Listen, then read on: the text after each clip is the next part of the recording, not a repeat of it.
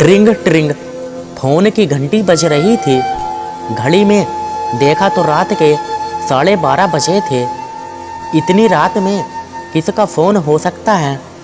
किसी बुरी आशंका से मन कांप उठा। रिसीवर उठाया तो दूसरी ओर से अशोक की भर्राई हुई आवाज़ थी। दीदी, शोभा शांत हो गई। वह हम सबको छोड़कर दिव्यालोक को चली गई। कुछ पल को मैं ठगी सी बैठी रही। फोन की आवाज़ से मेरे पति सुनील भी जाग गए थे। मैंने उन्हें स्थिति से अवगत कराया। हमने आपस में सलाह की और फिर मैंने अशोक को फ़ोन मिलाया। अशोक, हम जल्दी ही सुबह जयपुर पहुंच जाएंगे। हमारा इंतज़ार करना। सुबह 5 बजे हम दोनों अपनी गाड़ी से जयपुर के लिए रवाना हो गए। दिल्ली से जयपुर पहुंचने में 5 घंटे लगते हैं। वैसे भी सुबह सुबह सड़कें खाली थी, अतः 4 घंटे में ही पहुंच जाने की आशा थी। रास्ते भर शोभा का ख्याल आता रहा। अतीत की यादें चलचित्र की भांति आंखों के आगे घूमने लगी। शोभा मेरे छोटे भाई अशोक की पत्नी थी। वह बहुत मृदुभाषी, कार्यकुशल और खुशमिजाज की थी। याद हो आया वह दिन जब विवाह के बाद वर वधू का स्वागत करने के लिए माँ ने पूजा का थाल मेरे हाथ में पकड़ा दिया। वैसे बड़ी भाभी का हक बनता था वर वधू को गृह प्रवेश करवाने का, किंतु बड़ी भाभी की तबीयत ठीक नहीं थी। वह पेट से थी और डॉक्टर ने उन्हें बेड रेस्ट के लिए कहा हुआ था। अतः आरती का थाल सजाकर मैंने ही वर वधू को गृह प्रवेश कराया था। बनारसी साड़ी में लिपटी हुई सिमटी सी संकुचित सी खड़ी थी। अशोक ने उसे मेरा परिचय देते हुए कहा, ये मेरी बड़ी दीदी हैं, मुझसे 10 साल बड़ी हैं, मेरे लिए माँ समान हैं। दोनों ने मेरे पैर छुए। मैंने भी दोनों को प्यार से गले लगा लिया। विवाह के बाद की प्रथाएं संपन्न करवाकर मैं वापस दिल्ली लौट आई। 2 महीने बाद भाभी की जुड़वा बच्चियां हुई, जिनका नाम सिया और जिया रखा गया। प्रसव के बाद भाभी बहुत कमज़ोर हो गई थी, अतः घर का सारा कार्यभार शोभा ने संभाल लिया। उसे बच्चों से बहुत प्यार था।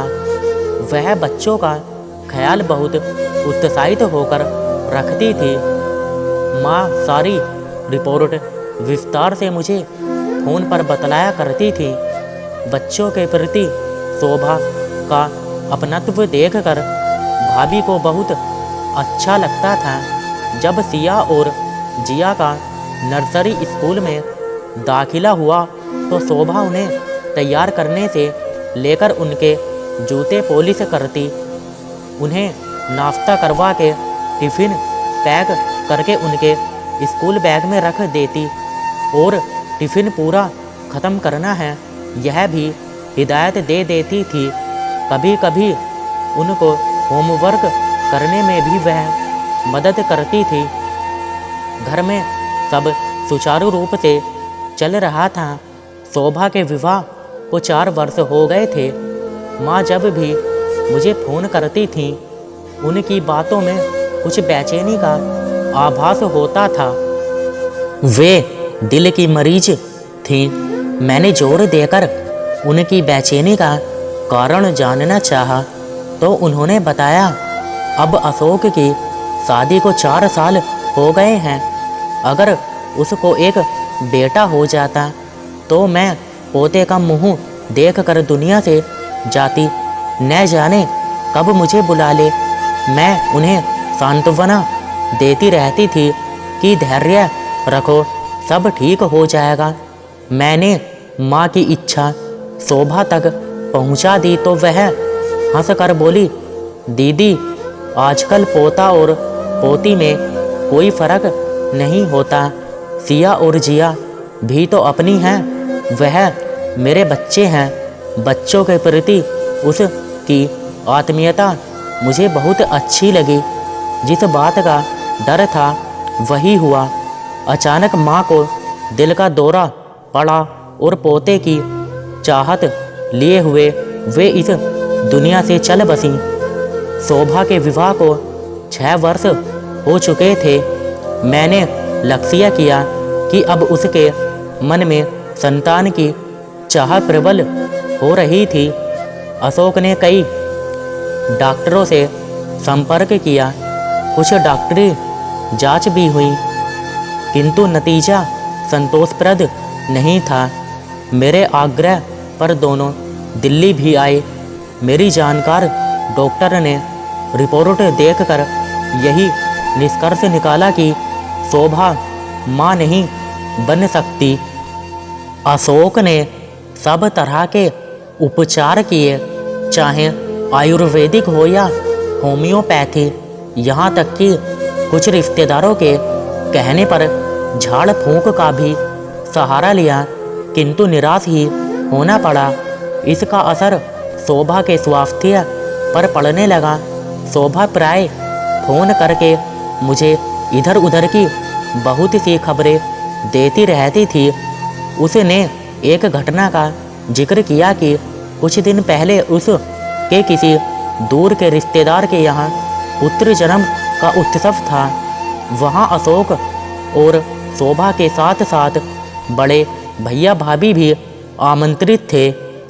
वहाँ पहुँचकर जब शोभा ने नवागत शिशु को पालने में झूलते देखा तो वह अपने को रोक ना पाई और आगे बढ़कर बच्चे को गोद में उठा लिया।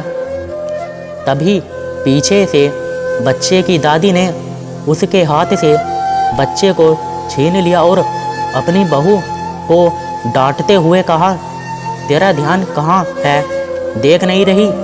बच्चे को बांझ ने उठा लिया है। शोभा ने बताया कि बड़ी भाभी भी वहीं खड़ी थीं। यह बात बतलाते समय शोभा की आवाज़ में पीड़ा झलक रही थी। मेरा मन संवेदना से भर उठा। शोभा ने बतलाया कि अब सिया और जिया उसके पास नहीं आती हैं, या यूँ कहिए कि भाभी उन बच्चों को शोभा के पास नहीं आने देती। इसका कारण भी वह समझ गई थी। बांझपन का एहसास शोभा को अंदर ही अंदर खोखला कर रहा था। मैं अपनी गृहस्थी में बहुत व्यस्त हो गई थी। मेरे दोनों बच्चे विवाह योग्य थे। अगले वर्ष मेरे पति रिटायर होने वाले थे, अतः हम भविष्य की योजनाओं में व्यस्त हो गए थे। कभी कभी मैं शोभा को फ़ोन करके उनकी कुशल क्षेम जान लेती थी। फिर एक दिन अशोक का फ़ोन आया। बातचीत से लगा कि वह बहुत परेशान हैं। मैंने 3-4 दिन के लिए जयपुर का प्रोग्राम बना लिया। फीकी मुस्कुराहट से शोभा ने स्वागत किया। वह बहुत कमज़ोर हो गई थी। अशोक उसकी स्थिति से बहुत चिंतित हो गया था। मुझे लगा कि बांझ शब्द ने उसको भीतर तक आहत कर दिया है। वह बोली, अब तो सिया और जिया भी मेरे पास नहीं आती। मैंने प्यार से शोभा को अपने पास बैठाया और कहा, मेरी बात ध्यान से सुनो और समझने की कोशिश करो। मैं चाहती हूँ कि तुम किसी नवजात शिशु को गोद ले लो, या कुछ अच्छी संस्थाएं हैं जहाँ से बच्चे को लिया जा सकता है। ऐसा करने से एक बच्चे का भला हो जाएगा, उसे एक प्यारी माँ मिल जाएगी और तुम्हें एक प्यारा बच्चा मिल जाएगा। यह एक नेक कार्य होगा। एक बच्चे का जीवन अच्छा बन जाएगा। तुम चाहो तो इस में मैं तुम्हारी मदद कर सकती हूँ। लेकिन शोभा ने गंभीरता से उत्तर दिया, दीदी, मैं अपनी तकदीर तो बदल नहीं सकती। यदि मेरी तकदीर में संतान का सुख लिखा ही नहीं है तो गोद लेकर भी मैं सुखी नहीं रह पाऊंगी। कुछ रुक कर वह फिर बोली, दीदी, मैं अपनी कोख से जन्मा बच्चा चाहती हूँ, गोद लिया हुआ नहीं। वह अपने फैसले पर अड़िग थी और मैं उसके फैसले के आगे निरुत्तर हो गई। 15 दिन बाद अशोक का फोन आया। वह आवाज़ से बहुत परेशान लग रहा था। उसने बताया कि शोभा अब अक्सर बीमार रहती है, उसे भूख नहीं लगती है और ज़बरदस्ती कुछ खाती है तो हजम नहीं होता, उल्टी हो जाती है। मैंने सलाह दी कि तुरंत डॉक्टरी जांच करवाओ। शोभा की तरफ से मुझे चिंता हो गई, अतः अशोक को सहारा देने के मकसद से मैंने 3-4 दिन का जयपुर जाने का कार्यक्रम बना लिया। अशोक ने शोभा के सारे टेस्ट करवा लिए थे। मेरे पहुंचने के अगले दिन वह अस्पताल से रिपोर्ट ले आया। वह बहुत उदास था। मेरे पूछने पर उसने बताया कि शोभा की किडनी में कैंसर है जो बहुत फैल गया है। अगर 1 महीने पहले जांच करवा लेते तो शायद ऑपरेशन द्वारा किडनी निकाल देते, लेकिन अब तो कैंसर किडनी के बाहर तक फैल गया है। एक और विशेष बात जो डॉक्टर ने बतलाई वह यह कि शोभा प्रेग्नेंट भी है। प्रेगनेंसी की अभी शुरुआत ही है।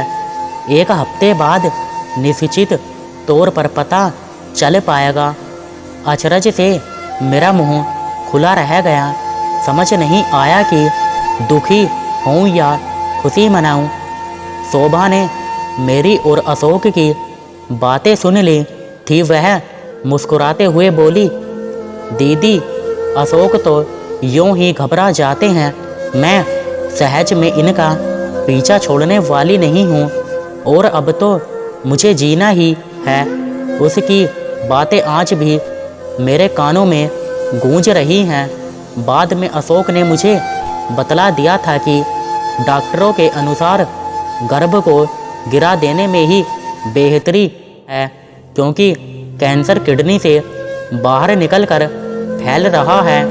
अगर तुरंत ऑपरेशन करके किडनी निकाल भी दें फिर भी शोभा का जीवन 1 वर्ष से अधिक नहीं होगा और अगर गर्भपात नहीं करवाया तो कैंसर के ऑपरेशन के बाद की थेरेपी से बच्चे पर बुरा असर पड़ सकता है, या तो वह बचेगा ही नहीं और अगर बच भी जाए तो एबानॉर्मल भी हो सकता है।